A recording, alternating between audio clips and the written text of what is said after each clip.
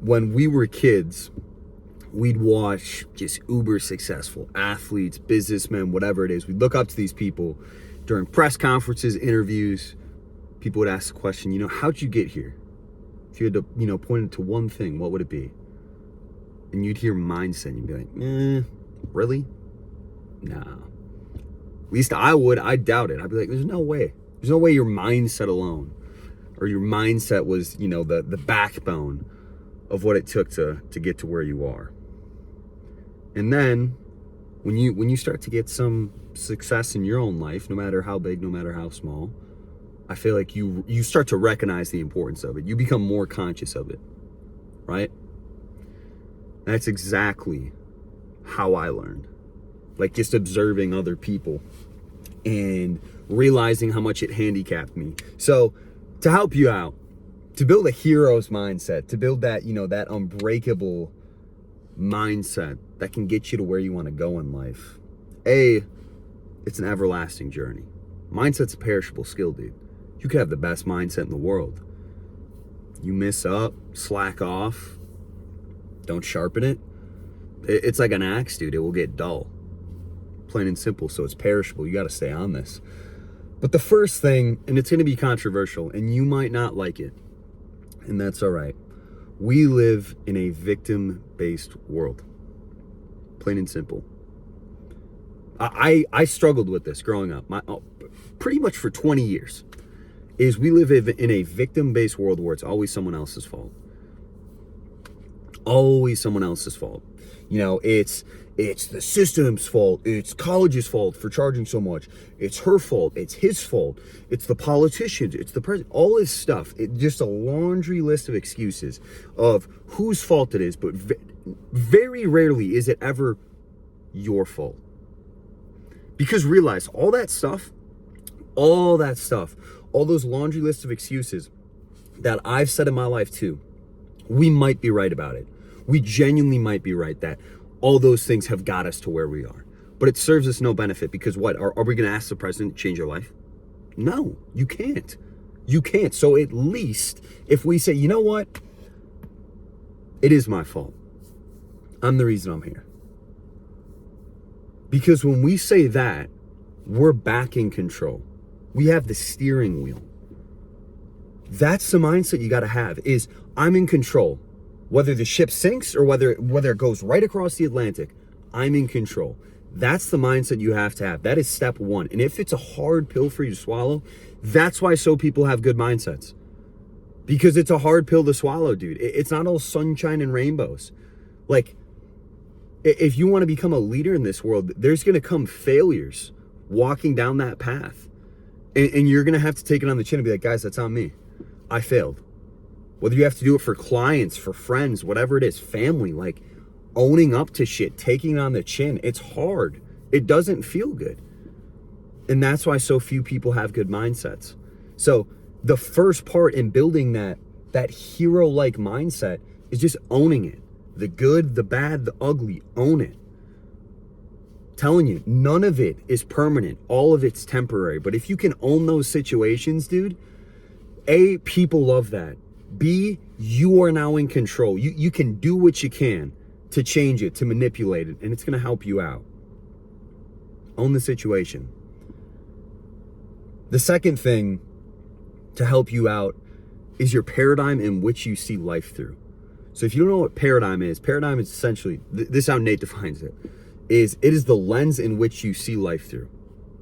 So we both know the person, maybe it's you, the person who sees life as a cold, brutal place. It's always got it out for you. You're unlucky, never on your side, doesn't want to see you win. If you view life that way, you will begin to notice things that will prove you right. And here's an example. Remember when you wanted to buy that car, you really like that car, and then you start driving down the street, and then you start to see it more, you're like, what the hell? People start buying this? No. It's just you're starting to look for it, and now you see it more often. We know that, right? It's the same exact thing with your thoughts.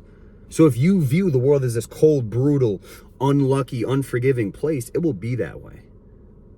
Now, On the opposite of that, if you view it as, this place that gives you everything you need to win, to conquer, to provide, to give back, all this stuff, if you view it as just this limitless plane of opportunity, it will also be that. So you might as well view it the other way. You might as well view it that you're the luckiest person alive, and just start to almost say these things, tell yourself these things so much that your brain now becomes comfortable with the idea, you know what, maybe I am lucky. Because at least it serves you a benefit. Like, I've struggled with this guy so many times in my life, but if you view it this way, that, maybe I am lucky. Maybe the world wants me to succeed. If you're religious, maybe God's looking out for me. Whatever it is, if you view it this way, at least it serves you in some way. There is some benefit of it. There's some benefit to it, because the opposite side, viewing it as cold, brutal, unloyal, whatever the heck you want to describe it as, it actually hurts you. You're cutting your own wrists there. So you might as well view it as good. So owning the situation and changing your paradigm, realizing sometimes the challenges, sometimes the mud that life's dragging you through, whatever it is, it's just turning you into the person you have to become. That's part of paradigm. It's just how you view a circumstance. Like, I've been there, man. I haven't been exactly where you are. No one has.